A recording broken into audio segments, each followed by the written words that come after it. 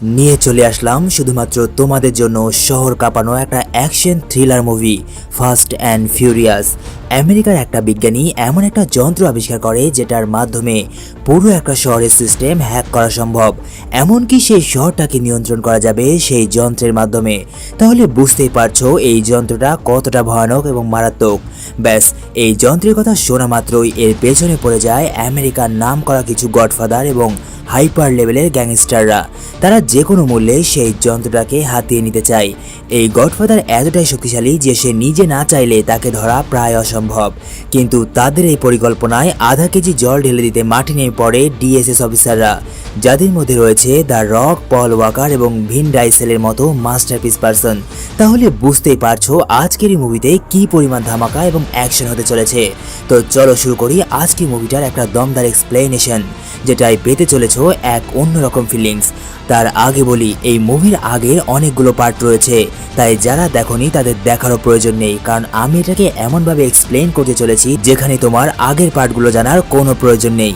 তবে একটা জিনিসের খুবই প্রয়োজন, সেটা হচ্ছে চ্যানেলটাকে সাবস্ক্রাইব করে দেওয়া। তাই দেরি না করে তাড়াতাড়ি সাবস্ক্রাইব করে সিনেঝড় পরিবারের সদস্য হয়ে যাও। গল্পের শুরুতে দেখানো হয় রাশিয়ার রাজধানী মস্কো শহরকে, যেখানে একটা রাস্তাকে খুব বাজেভাবে বিধ্বস্ত করা হয়েছে। কিন্তু আসল বিষয় হলো শুধুমাত্র এই রাস্তাটাকে বিধ্বস্ত করা হয়নি, বরং এখানে চলমান রাশিয়ার মিলিটারি কনভয়, অর্থাৎ রাশিয়ার একদল সামরিক যানবাহন যারা কোনো নির্দিষ্ট স্থানে যাওয়ার জন্য একসাথে চলে, তাদের সম্পূর্ণ টিমকে ধ্বংসস্তূপে পরিণত করা হয়েছে। আর এই ষড়যন্ত্র বা হামলা যেটাই বলো না কেন, এর পেছনে রয়েছে একটা ভয়ঙ্কর মাফিয়া গ্যাং। শুধুমাত্র হামলায় নয়, তারা সেখান থেকে একটা স্যাটেলাইট ইকুইপমেন্ট চুরি করে নিয়ে গেছে। তাহলে বুঝতেই পারছো কি পরিমাণ সাহস থাকলে তারা রাশিয়ার একটা মিলিটারি জোনের মধ্যে ঢুকে এ ধরনের কাজ করতে পারে।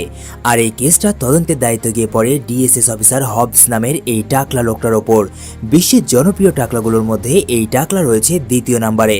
এখন তোমরা আবার জিজ্ঞেস করো না প্রথম নাম্বারে কে রয়েছে। লিজেন্ডে তাকে চিনে থাকলে ঝটপট কমেন্টে বলো। আজকে দেখবো আমার অডিয়েন্সদের মধ্যে লিজেন্ডের সংখ্যা কত। যাই হোক, ডিএসএস অফিসার মানে যারা বোঝো না তাদের বলি, ডিএসএস অর্থাৎ ডিপ্লোম্যাটিক সিকিউরিটি সার্ভিস।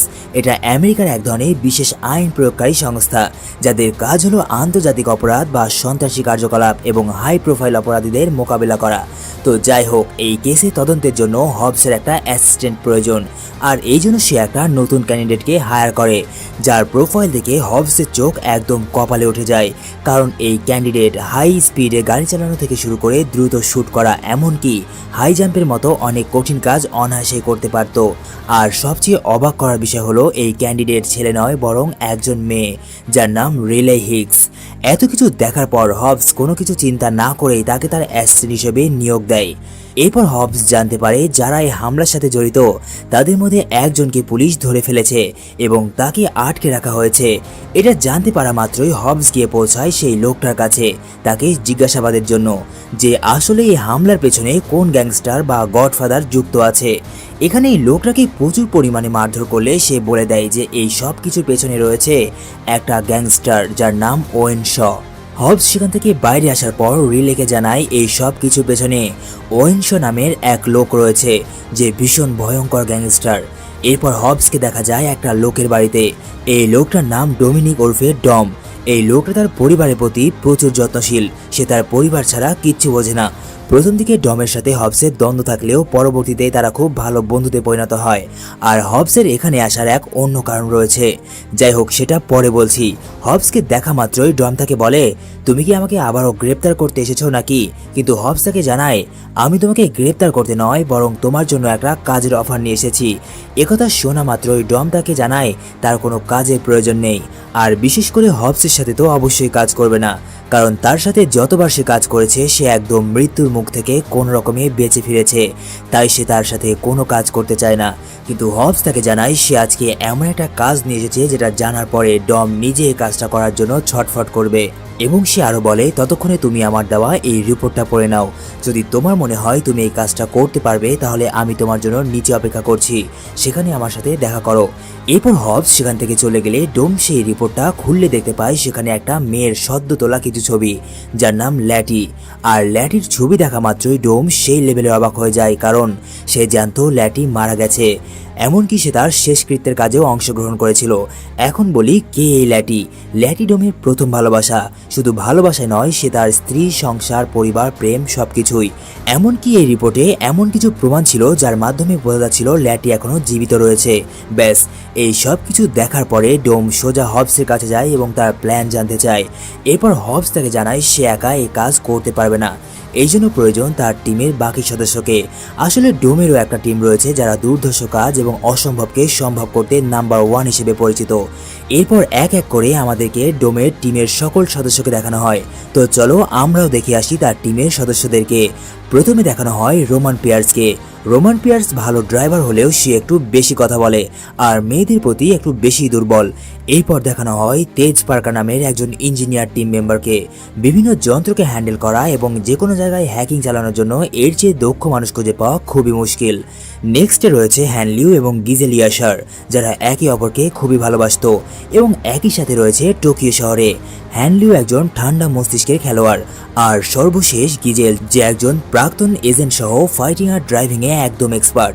দেখা যায় কিছুক্ষণের মধ্যেই তাদের সকলের কাছে একটা কল আসে, আর এই কলটা করেছিল ডোমিনিক অর্থাৎ ডোম। ডোমিনিকের কল পাওয়া মাত্রই সবাই সবার কাজ বন্ধ করে দিয়ে রওনা হয় ডোমিনিকের উদ্দেশ্যে। এরপর দেখানো হয় একটা লোককে যার নাম ব্রাইন। ব্রাইন হলো একজন প্রাক্তন FBI এজেন্ট এবং ডোমের একজন টিম মেম্বার। এছাড়াও তার আরেকটা পরিচয় রয়েছে, সেটা হচ্ছে ব্রাইনের স্ত্রী ডোমের বোন। কিছুক্ষণ পর তাদের সাথে দেখা করতে আসে ডোম। ডোম চায় না ব্রাইন আবারও এই খুন খারাপি এবং শহরের গুন্ডা গ্যাংস্টারদের ধরার পেছনে লেগে পড়ুক। সে শুধুমাত্র তাকে এটা বলতে আসে যে সে একটা মিশনে যাচ্ছে, যেখানে তার জীবনের অনেক ঝুঁকি রয়েছে, সে আর কখনো ফিরে নাও আসতে পারে। এই কথা শোনা মাত্রই ব্রাইন তাকে এটা বলার জন্য জোর করে যে সে কোন মিশনে যাচ্ছে এবং এই মিশনের উদ্দেশ্যই বা কী। যদিও ডোম তাকে এই মিশন সম্পর্কে বলতে চাইছিল না, কিন্তু ব্রাইনের অনেক জড়াজড়িতে তাকে বলতে বাধ্য হয়। সে তাকে বলে, আমি জানতে পেরেছি ল্যাটি জীবিত রয়েছে। একথা শুনে ব্রাইনের অতীতের একটা কথা মনে পড়ে, যেখানে সে ল্যাটিকে তার FBI এজেন্টের কাজের জন্য রাঘা, যে একজন অহিংসের ভয়ঙ্কর সদস্য, তার কাছে পাঠিয়েছিল, আর এটাই ছিল তার মৃত্যুর কারণ। এই বিষয়টা মনে পড়লে ব্রাইনের প্রচণ্ড পরিমাণে খারাপ লাগে, আর এই জন্য সে এবার ডোমের সঙ্গ দিতে চায় এবং ল্যাটিকে সেখান থেকে বাঁচাতে চায়। এরপর ফাইনালি সেই দিন চলে আসে যেদিন DSS অফিসাররা এবং ডোমের টিম মেম্বাররা মিলে একটা বড় গ্যাং তৈরি করে। তারা সবাই একে অপরের সাথে দেখা করে হবসের একটা হেডকোয়ার্টারে। এখানে আসার পর সবার মনে একটাই প্রশ্ন, কেন তাদেরকে এখানে ডাকা হয়েছে। এরপর হবস তাদের বলে, তোমাদেরকে এখানে ডাকার মূল উদ্দেশ্য হলো ওয়েনশ নামের একটা গ্যাংস্টারকে আটকানো। আসলে এই গ্যাংস্টার রাশিয়ার একটা সামরিক টেকনোলজি চুরি করতে চায়, যে টেকনোলজির মাধ্যমে পুরো একটা দেশের বিদ্যুৎ ব্যবস্থা নামিয়ে দেওয়া সম্ভব, যার ফলে যোগাযোগ ব্যবস্থা থেকে শুরু করে সামরিক বিভিন্ন খাতে এক বিশাল ধস নেমে আসতে পারে, আর এই সুযোগে সেই দেশকে ধ্বংস করা সম্ভব।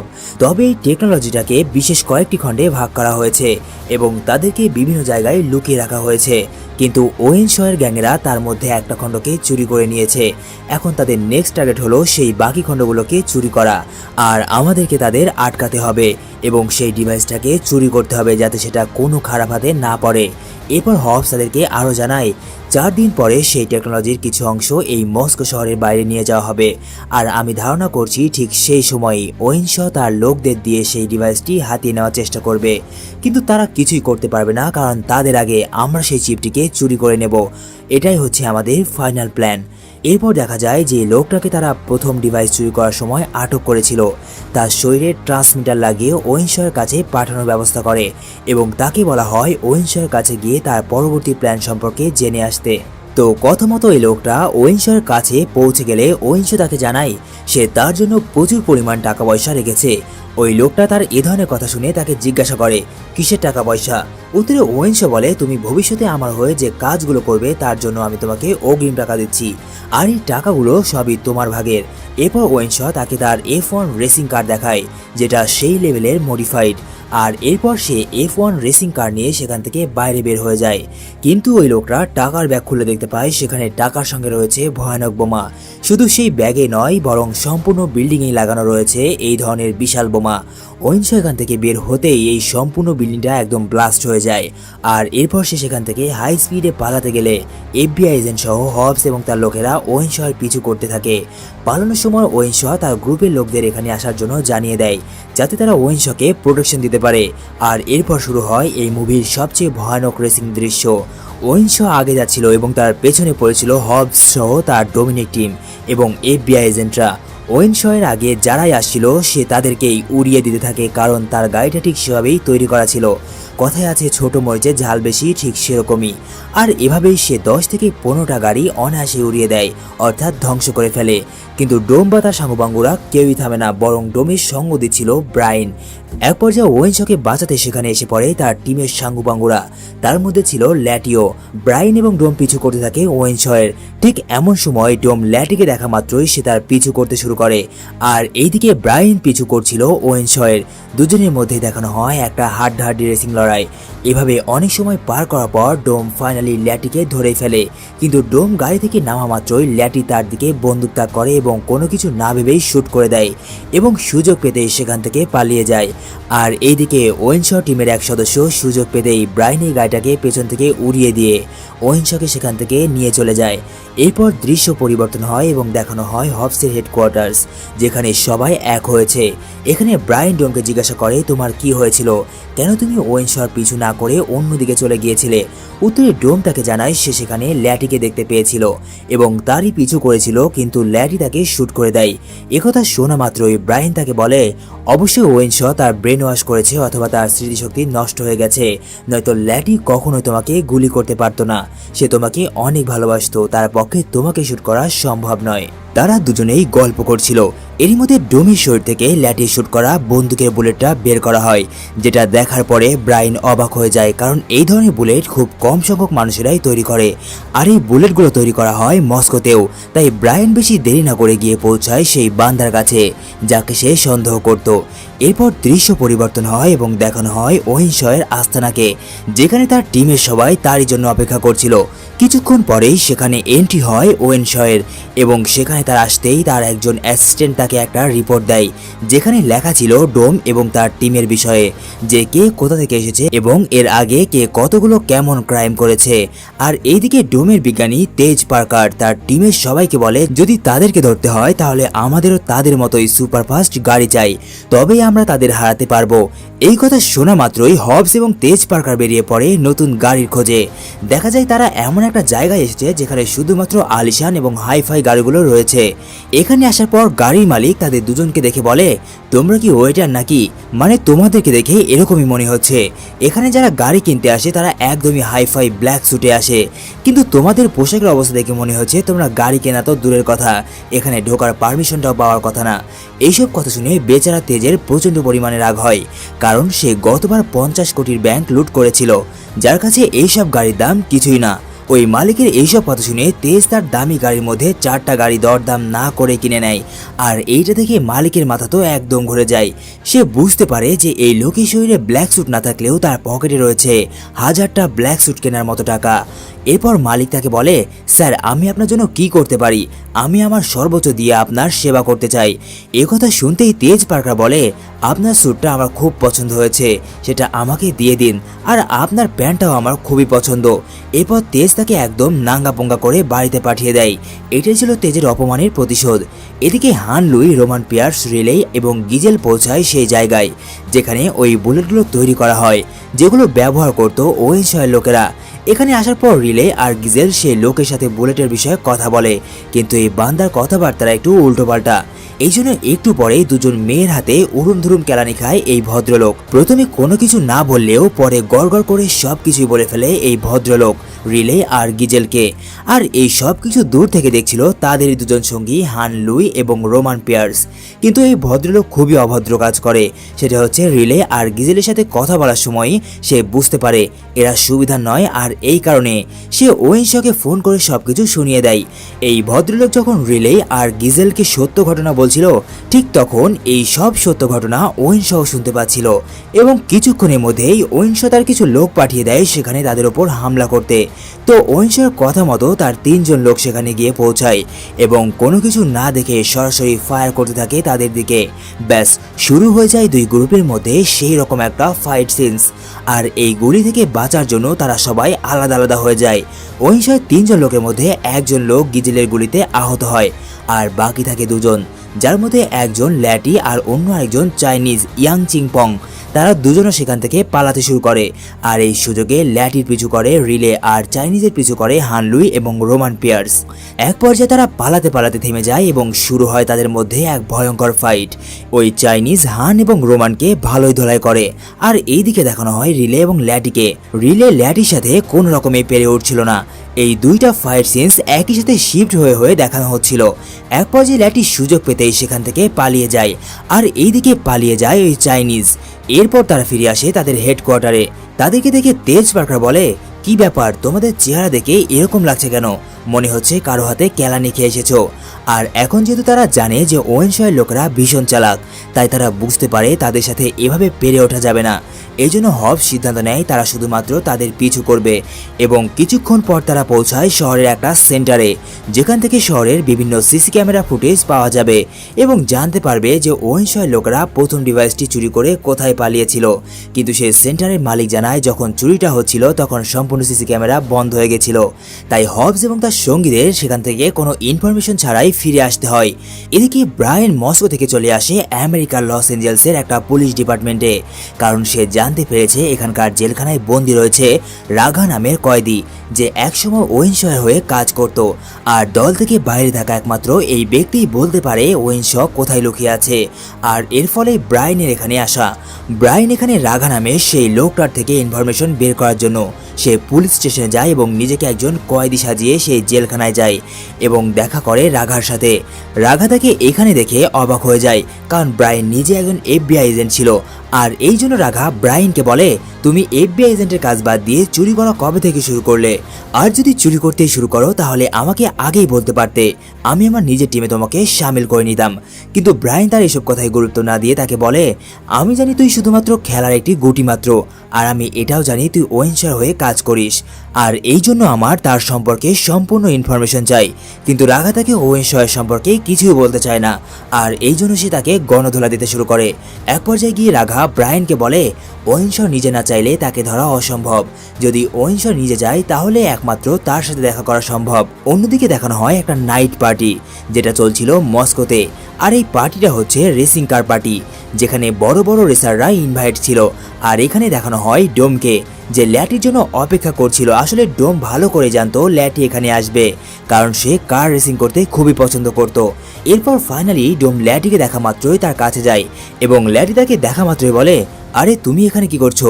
তুমি তো সেই যে পুলিশদের সাথে মিলে আমাদের টিমকে ধরতে চাও, এখানে কি আমাকে ধরতে এসেছো নাকি? কিন্তু ডোম তাকে জানায় ল্যাটি নাকি একসময় তারই টিমে ছিল। একথা শুনে ল্যাটি একটু অবাক হয়। কথায় কথায় ডোম তাকে কার রেসিংয়ে হারানোর জন্য চ্যালেঞ্জ করে, যেটা ল্যাটি গ্রহণ করে। আর এরপর শুরু হয়ে যায় দুজনের মধ্যে এক মারাত্মক লেভেলের কার রেসিং। তাদের কার রেসিংয়ে আতঙ্ক ছড়িয়ে পড়ে মস্কো শহরের গলি থেকে শুরু করে হাইওয়ে পর্যন্ত। কিন্তু ডোমকে হারানো মুখের কথা নয়, সে একজন প্রফেশনাল রেসার। এরপর অনেক তাগড়া রেসের পরে ফাইনালি ডোম জিতে যায়। কিন্তু এখানে জানা যায় এই খেলায় একটা শর্ত ছিল। শর্তটা হলো যে জিতে যাবে তাকে যে হেরে যাবে তার গাড়িটা দিয়ে দিতে হবে। কিন্তু গাড়িটা যেহেতু ল্যাটির না, তাই রেস শেষ হওয়ার পরে ল্যাটি তাকে সাইডে রাখে একটা নির্জন জায়গায়। এরপর একটা লম্বা সময়ের পরে শুরু হয় দুজনের মধ্যে কথোপকথন। ল্যাটি তাকে জিজ্ঞাসা করে ডোম তাকে কবে থেকে চেনে। উত্তরে ডোম তাকে জানায়, তোমার যখন 15 বছর বয়স ছিল তখন আমি তোমাকে প্রথম দেখি। ওই দিনের কথা আমার স্পষ্ট মনে আছে। তুমি রাস্তা দিয়ে যাচ্ছিলে আর একটা পাগল ড্রাইভার তোমার দিকে গাড়ি চালিয়ে দিতে যাচ্ছিল, আর সেখান থেকে বাঁচার জন্য তুমি অন্যদিকে ঝাঁপিয়ে পড়েছিলে। আর তোমার হাতে যে নিশানাটা রয়েছে সেটা তারই প্রমাণ। আর সবচেয়ে মজার বিষয় কি জানো, ওই পাগল লোকটা আর কেউ নয় বরং আমিই ছিলাম। এর সঙ্গে মতিতে নানা কথা এবং নানা বিষয় ল্যাটিকে প্রমাণ সহ মনে করাতে থাকে। এরপর ল্যাটি তাকে বলে, হয়তোবা তুমি সবকিছু সত্যিই বলছো, কিন্তু আমার কোনো কিছু মনে পড়ছে না। আর হতে পারে তুমি যে মেয়েটা খোঁজ করছো সেটা আমি নই, অন্য কেউ। এসব কথা শোনার পরে ডোম ভালো করে বুঝতে পারে যে আসলেই ল্যাটি স্মৃতিশক্তি নষ্ট হয়ে গেছে, তাই সে তাকে জোর না করে সেখান থেকে চলে যায়। কিন্তু চলে যাওয়ার আগে তার একটা লকেট, যেটা ডোমের কাছে ছিল, সেটা তাকে দিয়ে যায় এবং বলে, এই লকেটটা সর্বদাই তোমারই ছিল আর তোমারই থাকবে। ব্যাস, এরপর ল্যাটি লকেটটা নিয়ে সেখান থেকে চলে যায় এবং কিছুক্ষণের মধ্যে সেখানে এন্ট্রি হয় ওয়েনশয়ের। সে ডোমকে বলে, কি হলো ল্যাটি, তোমাকে চিনতে পারলো না? আগে তো দুজন একে অপরকে ভালোবাসতে, তাহলে এখন কি হলো? ল্যাটি তোমাকে পাত্তা দিচ্ছে না তাই না? কি করা যাবে বলো, বেচারার স্মৃতিশক্তি তো নষ্ট হয়ে গেছে। এরপর ওয়েনশট ডোমকে একটা ফ্ল্যাশব্যাক স্টোরি শোনায় যে কিভাবে ল্যাটির স্মৃতিশক্তি নষ্ট হয়ে গেছিল। আসলে ওই দিন ব্রায়ান ল্যাটিকে FBI এজেন্ট রূপে রাঘাকে মারতে পাঠিয়েছিল, কিন্তু রাঘা এটা আগে বুঝতে পারার কারণে সে ল্যাটিকে শেষ করতে একজন টিম মেম্বারকে পাঠায়। কিন্তু সেই টিম মেম্বার আবার একটা ভুল করে বসে। ভুলটা হলো সে ল্যাটিকে গুলি না মেরে তার গাড়িতে গুলি মারে, যার ফলে সেখানে বড় বিস্ফোরণ হয় এবং ল্যাটি সেখান থেকে একটা খাদে পড়ে যায় এবং পরের দিন সকালে তাকে আমি পাই। কিন্তু পরে আমি জানতে পারি তার স্মৃতিশক্তি নষ্ট হয়ে গেছে, আর এই জন্য আমি তাকে রিমেমোরাইজ করেছি আমার তথ্য দিয়ে। কেমন লাগলো আমার মাস্টার প্ল্যান? আর হ্যাঁ, তোমাদের যদি এই গল্পটা ভালো লাগে তাহলে তাড়াতাড়ি একটা লাইক করে দাও এবং কমেন্ট করে জানাও। এসব কথা শোনার পরে ডোম ওয়েনশকে ল্যাটির থেকে দূরে থাকতে বলে। যদি ল্যাটির কিছু হয় তাহলে সে তার হাড্ডি পাসলি এক করে দেবে। কিন্তু একটু পরে ওয়েনশ ডোমকে বলে, একসময় আমার ভাই বলেছিল সুযোগ পেলে সুযোগে সৎ ব্যবহার করতে হয়। ঠিক তখনই ডোমের দিকে একটা লাল আলো এসে পড়ে, অর্থাৎ ওয়েনশয়ের লোকেরা তাদের দিকে নজর রাখছে এবং তাকে নিশানা করেছে। আর সুযোগে সৎ ব্যবহার বলতে ডোমকে শেষ করে দেওয়ার কথা বলা হয়েছে, কিন্তু খেলার চাল কখন ঘুরে যায় তা কেউ বলতে পারে না। আর এর পরেই ওয়েনশয়ের ওপরও একটা লাল ডট এসে পড়ে। এর মানে ডোমের টিমেরও কোনো সদস্য এখানে রয়েছে, আর সেটা হচ্ছে হবস। দেখা যায় হবস একটা বিল্ডিং এর উপর থেকে ওয়েনশয়ের দিকে বন্দুক তাক করে আছে। ডোমের যদি কিছু হয় তাহলে সে তাকেও একদম ফিনিশ করে দেবে। আর এরপর দুজনে বাঁচার জন্য একটা ডিল করা হয় যে দুজন দুজনকে যেতে দেবে। এই কারণে দুজনই বেরিয়ে পড়ে দুজনের হেডকোয়ার্টারে। পরের দিন জানা যায় আজ কি হলো সেই দিন যেদিন শহর কন্ট্রোল করা ওই ডিভাইসটাকে মিলিটারিরা তাদের গোপন সামরিক ঘাঁটিতে নিয়ে যাবে। আর এই জন্য সবাই সিদ্ধান্ত নেয় তারা সেই গোপন ঘাঁটিতে গিয়ে পাহারা দেবে। কিন্তু ডোম জানায় ওয়েনশ এত পাগল না যে সে মিলিটারি গোপন ঘাঁটিতে গিয়ে সেই ডিভাইসটাকে চুরি করে আনবে। আমার সম্পূর্ণ বিশ্বাস যে রাস্তার মাঝে সে ডিভাইসটাকে চুরি করার চেষ্টা করবে। তাই আমাদেরকে তার মতো চিন্তা করা উচিত, তবে আমরা সেই ডিভাইসটাকে রক্ষা করতে পারবো। এরপর দেখানো হয় মস্কোর একটা বিশাল বড় পাহাড়ি ব্রিজকে, যেখান দিয়ে ছুটে চলেছে মিলিটারি বেস থেকে বের হওয়া সেই ট্রাকটি, যার মধ্যে রয়েছে শহর নিয়ন্ত্রণ করা সেই ডিভাইস। ব্যাস, সেই ট্রাকের পিছু পিছু ছুটতে থাকে হবস এবং ডোমের টিম। আর এই সময় হামলা করে ওয়েনশয়ের লোকেরা। আর এখান থেকেই শুরু হয় এই মুভির বেস্ট একটা সিন। ওয়েনশয়ের লোকদের একটা টার্গেট ছিল, সেটা হলো সেই মিলিটারি গাড়ি থেকে ডিভাইসটা চুরি করা। আর ডোমের টিমের লক্ষ্য সেই ডিভাইসটিকে যে কোনো মূল্যে ওয়েনশয়ের হাত থেকে রক্ষা করা বা তাদের আগে হাতিয়ে নেওয়া। এরপর মিলিটারি গাড়িগুলোর পেছনে লেগে পড়ে ওয়েনশয়ের সম্পূর্ণ টিম এবং অনেক চালাকির সাথে সেখানে থাকা সকল মিলিটারি গাড়িগুলোকে ধ্বংস করে ফেলে এবং মূল গাড়িটাকে তাদের নিয়ন্ত্রণে নিয়ে নেয়। কিন্তু ডোমের টিমও থেমে থাকার মতো নয়, তারাও শুরু করে দেয় ওয়েনশয়ের টিমের ওপর হামলা করতে। কিন্তু সমস্যা হয় একটু পরেই। ডোমের টিম জানতে পারে ওয়েনশয়ের লোকেরা যে ট্রাকের মধ্যে বসে রয়েছে সেটা খালি নয়, বরং তার মধ্যে রয়েছে একটা ভয়ঙ্কর বিস্ফোরক ট্যাঙ্ক। আর এটা জানতে পেরেই বা কি হবে, কিছুক্ষণের মধ্যে সেই ট্রাক থেকে বেরিয়ে আসে সেই ভয়ঙ্কর ট্যাঙ্ক এবং চারিদিকে শুরু করে দেয় তার ধ্বংসলীলা। সে যেদিকেই যাচ্ছিল সবকিছু ধ্বংস করে দিচ্ছিল। তার সামনে যে গাড়ি আসুক না কেন তাকে পিষে ফেলতে দ্বিতীয়বারও ভাবছিল না এই ট্যাঙ্ক। এইটা দেখে ডোমের টিম ভাবতে শুরু করে যে তারা কিভাবে এই ট্যাঙ্কটাকে আটকাবে। তারা যদি খুব শীঘ্রই কিছু করতে না পারে তাহলে ওয়েনশয়ের লোকেরা সেই ডিভাইসটাকে নিয়ে সেখান থেকে পালিয়ে যাবে। আর এরপরে ঘটে সবচেয়ে ভয়ানক ঘটনা। ওয়েনশ তার ট্যাঙ্কের মাধ্যমে ব্রিজের কিছু অংশ ব্লক করে দেয়, যার ফলে বেশিরভাগ গাড়ি সেই ব্লকের মধ্যে পড়ে যায় এবং ট্যাঙ্কে পিছু করতে পারে না। কিন্তু এইদিকে গিজেলের গাড়িতে এমন এক ধরনের তার ছিল যেটা কোনো মাধ্যমেই নষ্ট করা যাবে না। আর এরপর সে সেই তারটা বেঁধে দেয় ট্যাঙ্কের সাথে এবং এক পর্যায়ে গিয়ে সেই ট্যাঙ্ক ধীরগতির হয়ে যায়, কারণ তার সাথে বাধা রয়েছিল গিজেলের গাড়ি। এরপর ওয়েনশরা জানতে পারা মাত্রই ল্যাটিকে বলে ট্যাঙ্কের বাইরে গিয়ে সে তারটাকে খুলে দিয়ে আসতে, কারণ ট্যাঙ্কের লোড বেশি হয়ে গেছে। এভাবে গেলে তারা কখনোই পালাতে পারবে না। ওয়েনশয়ের কথা মতো ল্যাটি বাইরে বের হয় এবং সেই তারটাকে কাটতে যায়, কিন্তু এটা ছিল ওয়েনশয়ের একটা শয়তানি চাল। ওয়েনশ কখনোই চাইতো না ডোম ল্যাটিকে পাক, আর এই জন্য ল্যাটি যখনই ট্যাঙ্কে তারটা কাটতে বাইরে বের হয় ঠিক তখনই সেই স্পিডে ট্যাঙ্কটাকে ঘুরিয়ে নেয়। আর এই জন্য ল্যাটি ব্রিজ থেকে নিচে পড়তেই যাবে ঠিক তখনই ডোম তাকে দেখতে পাওয়া মাত্রই গাড়ি থেকে জাম করে কোনো রকমে বাঁচিয়ে নেয়। এরপর এখান থেকে দৃশ্য পরিবর্তন হয় এবং দেখানো হয় মিলিটারি বেস ক্যাম্প, যেখানে বন্দি করা হয়েছে ওয়েনশকে। এরপর মিলিটারি তাকে জেলে ভর্তি যাবে ঠিক এমন সময় সে ডোমকে বলে তোমার জন্য একটা কল রয়েছে। আর কল রিসিভ করতেই ডোম জানতে পারে তার বোন অর্থাৎ ব্রায়ানের স্ত্রী মিয়া আর তার সহকর্মী এবং এক সময়কার প্রেমিকা অ্যালিনা তার লোকের কবজায় রয়েছে। সে যদি তাদেরকে বাঁচাতে চায় তাহলে ওয়েনশকে ছেড়ে দিতে হবে, আর নয়তো কিছুক্ষণের মধ্যেই তারা তার মৃত লাশটাকে পেয়ে যাবে। একথা শোনা মাত্রই তারা সবাই আবারও বিপদে পড়ে যায়।